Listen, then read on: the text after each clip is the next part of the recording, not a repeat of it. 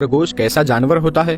अल्लाह तबारक व तआला ने इसके अंदर क्या क्या खासियतें रखी है और ऐसी क्या वजह थी कि इसका गोश्त हलाल होने के बावजूद हुजूर सल्लल्लाहु ताला अलैहि वसल्लम ने इसे खाने को नापसंद फरमाया। साथ ही ऐसा क्यों है कि जिन्नात खरगोश के सामने नहीं आते, और अगर कोई शख्स अपने ख्वाब में खरगोश देखे तो इसका क्या मतलब हो सकता है? और मेरे दोस्तों, अल्लाह पाक ने मेंढक को क्यों पैदा फरमाया? इसको मारना सवाब का काम है या इसको मारने पर अजाब मिलता है? मेंढक के बारे में अल्लाह के प्यारे नबी हजरत मोहम्मद मुस्तफ़ा सल्लल्लाहु ताला अलैहि वसल्लम ने क्या फरमाया है? मेरे दोस्तों, इन सारे सवालों का जवाब हम आज की इस वीडियो में बताएंगे, इसीलिए हम आपसे गुजारिश करते हैं कि इस वीडियो को आखिर तक जरूर देखिएगा। दोस्तों, खरगोश एक ऐसा जानवर है जो बकरी के छोटे बच्चे जैसा दिखता है। इसके दोनों हाथ छोटे और पैर लंबे होते हैं और ये अपनी पिछली टांगों से ही चल फिर सकता है। खरगोश सब्जियां और फल बड़े मजे से खाता है। जानवरों के डॉक्टर कहते हैं कि कभी कभी मादा खरगोश अपने नर खरगोश से मिलने की कोशिश करती है। इसका मतलब तो आप समझ ही गए होंगे।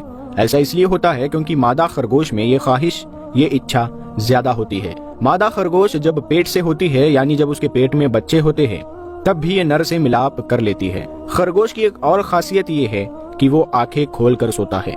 जब कोई शिकारी से पकड़ने के लिए आता है तो खरगोश की खुली आंखें देखकर समझता है कि वो जाग रहा है और वापस चला जाता है।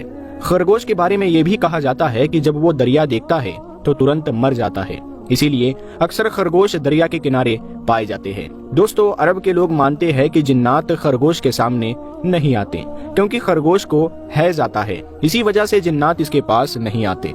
जिंदा मखलूकों, जिंदा जीवों में चार ऐसे जिन्हें हैज आता है: औरत, लगड़ बगड़, चमगादड़, खरगोश। हजरत इमाम अबू दाऊद ने किताब सुनन अबू दाऊद में एक रिवायत नकल की है कि हजरत अब्दुल्ला बिन उमर रदी अल्लाह ताला अन्हु ने कहा कि नबी करीम सल्लल्लाहु ताला अलैहि वसल्लम ने इरशाद फरमाया कि खरगोश उन जानदारों में से है जिनको हैज आता है। दोस्तों, हजरत इब्ने उमर रदी अल्लाह ताला अन्हु से मरवी है कि नबी करीम सल्लल्लाहु ताला अलैहि वसल्लम की खिदमत में एक खरगोश पेश किया गया तो आप सल्लल्लाहु ताला अलैहि वसल्लम ने इसे नहीं खाया और ना ही मना फरमाया।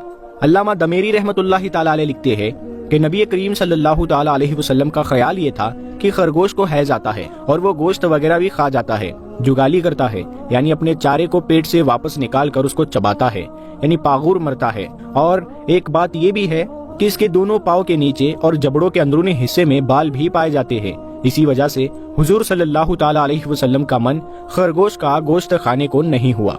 और हजरत इमाम तिरमिजी रहमतुल्लाहि ताला अलैह फरमाते हैं कि हजरत खुजैमा रदी अल्लाह ताला अन्हु से मरवी है, वो फरमाते हैं कि मैंने एक दिन हुजूर सल्लल्लाहु ताला अलैहि वसल्लम से खरगोश के बारे में सवाल किया तो आप सल्लल्लाहु ताला अलैहि वसल्लम ने इरशाद फरमाया कि ना तो मैं इसे खाऊंगा और ना ही इसे हराम करार देता हूँ। रावी कहते हैं कि मैंने अर्ज किया कि इसकी क्या वजह है या रसूलुल्लाह सल्लल्लाहु ताला अलैहि वसल्लम? तो आप सल्लल्लाहु ताला अलैहि वसल्लम ने इरशाद फरमाया, मेरा ख्याल है कि इसे खून यानी हैज आता है। रावी कहते हैं कि मैंने लगड़ बगड़ के बारे में पूछा तो आप सल्लल्लाहु ताला अलैहि वसल्लम ने इरशाद फरमाया, लगड़ बगड़ को कौन खाएगा? रावी कहते हैं फिर मैंने नबी करीम सल्लल्लाहु ताला अलैहि वसल्लम से भेड़िए के बारे में सवाल किया तो आप सल्लल्लाहु ताला अलैहि वसल्लम ने इरशाद फरमाया, इसे कोई भी शख्स जिसके अंदर जरा भी समझदारी होगी तो वो इसे नहीं खाएगा। दोस्तों, इन रिवायात से पता चलता है कि खरगोश को हैज आने की वजह से हुजूर सल्लल्लाहु ताला अलैहि वसल्लम का मन खरगोश के गोश्त खाने की तरफ नहीं हुआ। लेकिन इसका मतलब ये नहीं है कि खरगोश हराम है, बल्कि खरगोश हलाल है। भले ही खरगोश गंदा जानवर है, लेकिन इसका गोश्त खाया जाता है और तमाम अहले इल्म के नजदीक खरगोश का गोश्त हलाल है। और सुनन अबू दाऊद में हजरत अनस रदी अल्लाह ताला अन्हु से मरवी है कि हजरत अनस रदी अल्लाह ताला अन्हु कहते हैं कि मैं एक ताकतवर नौजवान लड़का था, मैंने एक खरगोश का शिकार किया और इसका गोश्त पकाया तो मुझे हजरत अबू तलहा रदी अल्लाह ताला अन्हु ने इसकी एक रान लेकर नबी करीम सल्लल्लाहु ताला अलैहि वसल्लम की खिदमत में भेजा। चुनांचे नबी करीम सल्लल्लाहु ताला अलैहि वसल्लम ने इसे कबूल फरमा लिया। और एक दूसरी रिवायत में है कि नबी करीम सल्लल्लाहु ताला अलैहि वसल्लम से खरगोश के गोश्त के बारे में सवाल किया गया तो आप सल्लल्लाहु ताला अलैहि वसल्लम ने इरशाद फरमाया कि खरगोश हलाल है। दोस्तों, जानवरों के डॉक्टरों का कहना है कि अगर कोई इंसान रेशा की बीमारी से ठीक हो गया हो और उसके शरीर के किसी हिस्से में कपकपी हो रही हो तो ऐसे शख्स को जंगली खरगोश का दिमाग भून कर खाने को दिया जाए तो ये उसके लिए बहुत फायदेमंद होता है। डॉक्टरों का ये भी कहना है कि खरगोश का गोश्त गर्म और सूखा होता है, ये पेट को साफ करता है और इससे पेशाब भी खुल कर आती है। खरगोश का गोश्त उन लोगों के लिए फायदेमंद है जिनका दिमाग कमजोर होता है। اگر خرگوش کا دماغ بھون کر کالی مرچ کے ساتھ ملا کر کھایا جائے تو یہ ریشہ یعنی جسے ہاتھ پیر اور سر کانپنے لگتے ہیں اس کے لیے فائدہ مند ہوتا ہے۔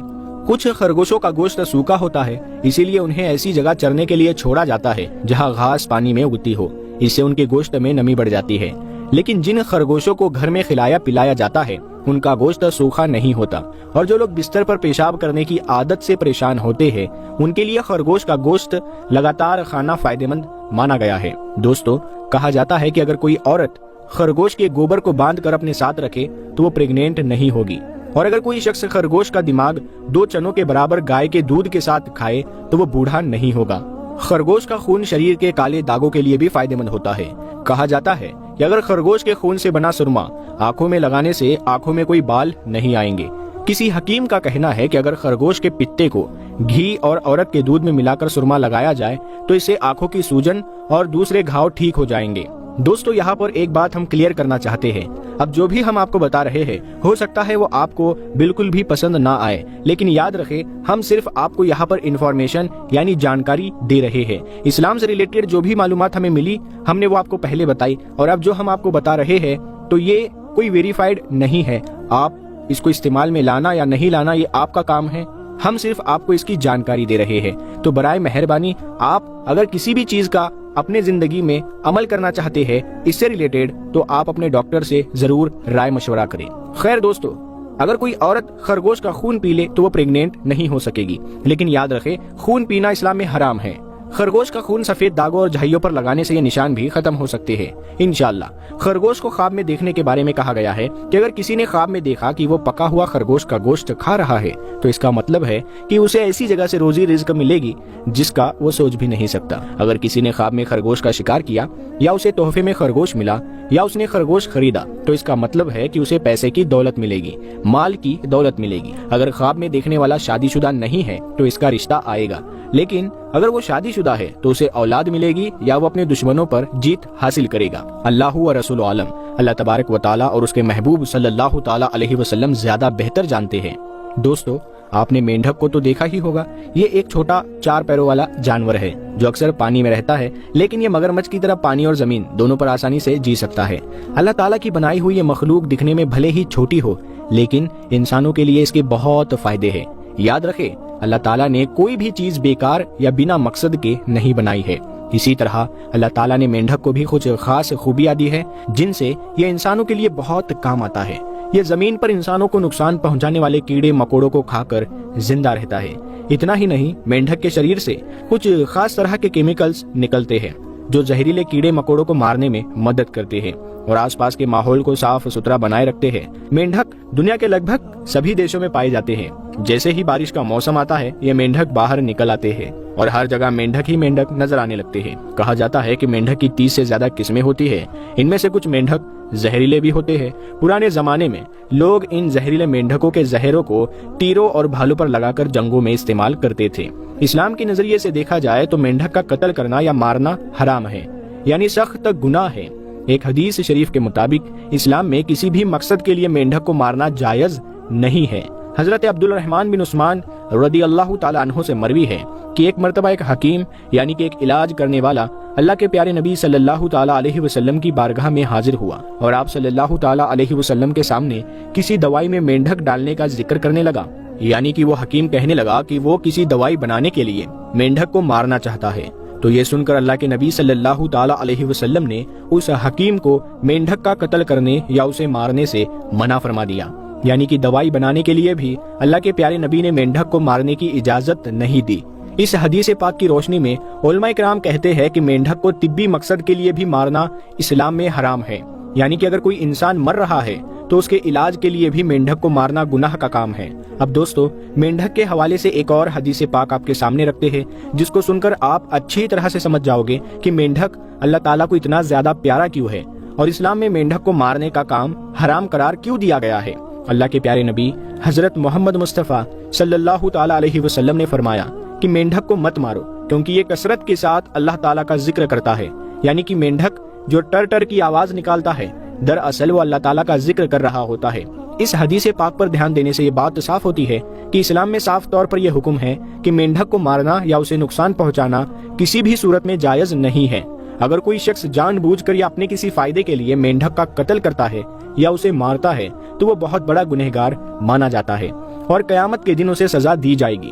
اب دوستو، ہم آپ کو مینڈک سے جڑا ایک ایسا واقعہ بتاتے ہیں جسے سن کر آپ کو یہ سمجھ میں آ جائے گا کہ اسلام میں مینڈک کی اتنی اہمیت کیوں ہے اور اللہ پاک نے اسے اتنا پسند کیوں فرمایا۔ جب نمرود نے حضرت ابراہیم علیہ السلام کو آگ میں ڈالنے کا حکم دیا تو اس وقت مینڈک بھی ان جانوروں میں شامل تھا جو اپنی حیثیت کے مطابق آگ بجھانے کے لیے اس میں پانی ڈال رہا تھا۔ حالانکہ کچھ جانور جیسے چھپکلی اور گرگٹ آگ کو بھڑکانے کی کوشش کر رہے تھے، لیکن مینڈک نے اللہ کے پیغمبر حضرت ابراہیم علیہ السلام کے لیے اپنی وفاداری دکھائی۔ کہانی میں آتا ہے کہ جب حضرت ابراہیم علیہ السلام کو آگ میں ڈالا گیا تو مینڈک گھبرا گیا اور بھاگتے ہوئے پاس کے ایک دریا میں پہنچا۔ اس نے اپنے منہ میں پانی کے کچھ قطرے بھرے اور لوٹ کر اس آگ پر ڈالنے کے لیے چل پڑا۔ جب دریا نے مینڈک سے پوچھا کہ آج وہ پانی پینے کے بجائے اسے اپنے منہ میں بھر کر کیوں لے جا رہا ہے تو مینڈک نے جواب دیا، کیا تمہیں نہیں پتا کہ نمرود نے اللہ کے پیغمبر حضرت ابراہیم علیہ السلام کو آگ میں ڈال دیا ہے؟ میں یہ پانی اس آگ پر ڈالنے جا رہا ہوں تاکہ وہ آگ بجھ جائے اور اللہ کے پیغمبر کو کوئی نقصان نہ ہو۔ حالانکہ مینڈک بہت چھوٹا جانور تھا اور اس کے منہ میں صرف کچھ قطرے ہی آ سکتے تھے، لیکن اس نے پھر بھی اپنی طرف سے کوشش کی۔ مینڈک کی حضرت ابراہیم علیہ السلام سے محبت کا یہ انداز اللہ تعالیٰ کو اتنا پسند آیا کہ اللہ تعالیٰ نے مینڈک کو مارنے یا اس کا قتل کرنے کو حرام قرار دے دیا، یعنی کہ مینڈک کو مارنے سے منع کر دیا، کیونکہ جہاں ایک طرف دشمن لوگ اللہ پاک کے نبی کو آگ میں ڈالنے کی کوشش کر رہے تھے، وہی دوسری طرف ایک چھوٹا سا جانور یعنی مینڈک اپنی محبت کا اظہار ایسے کر رہا تھا کہ وہ اپنے منہ میں پانی کے کچھ قطرے لا کر اس آگ کو بجھانے کی کوشش کر رہا تھا۔ مینڈک کا یہ کام اللہ تعالیٰ کو بہت پسند آیا۔ دوستو، ماہرین کے مطابق دنیا میں قریب 30 طرح کے مینڈک پائے جاتے ہیں۔ مینڈکوں کی الگ الگ قسمیں اپنے شریر، رنگ اور آکار کے حساب سے ایک دوسرے سے الگ ہوتی ہے۔ افریقہ میں زیادہ تر ٹری فراگ پائے جاتے ہیں جو 1 انچ سے زیادہ لمبے نہیں ہوتے۔ اسی طرح مینڈک کی ایک قسم گولیتھ فراگ ہوتی ہے جو 8 انچ تک لمبے ہوتے ہیں اور ان کی ٹانگیں 10 انچ تک لمبی ہو سکتی ہے۔ یہ دنیا کے سب سے بڑے مینڈکوں میں گنے جاتے ہیں۔ مینڈک کی آنکھیں اس کے سر کے بالکل اوپر ہوتی ہے، جس سے وہ پانی میں چھپا رہنے کے باوجود سطح کے اوپر دیکھ سکتا ہے۔ اسی وجہ سے مینڈک اپنے شکاریوں کے خطرے سے بھی سترک رہتا ہے۔ ڈارٹ فراگ قسم کا مینڈک دنیا کا سب سے زہریلا مینڈک ہوتا ہے۔ یہ چھوٹا سا مینڈک قریب 2 انچ لمبا نیوروٹاکسن نام کا ایک زہر چھوڑتا ہے، جس کی ایک ماترا 10 سے 20 لوگوں کو صرف 3 منٹ میں مارنے کے لیے کافی ہوتی ہے۔ ماہرین کے مطابق مینڈک کے زہر میں کینسر سے لڑنے اور درد کو ختم کرنے والے انزائم ہوتے ہیں، اسی لیے اسے کئی دوائیاں بنانے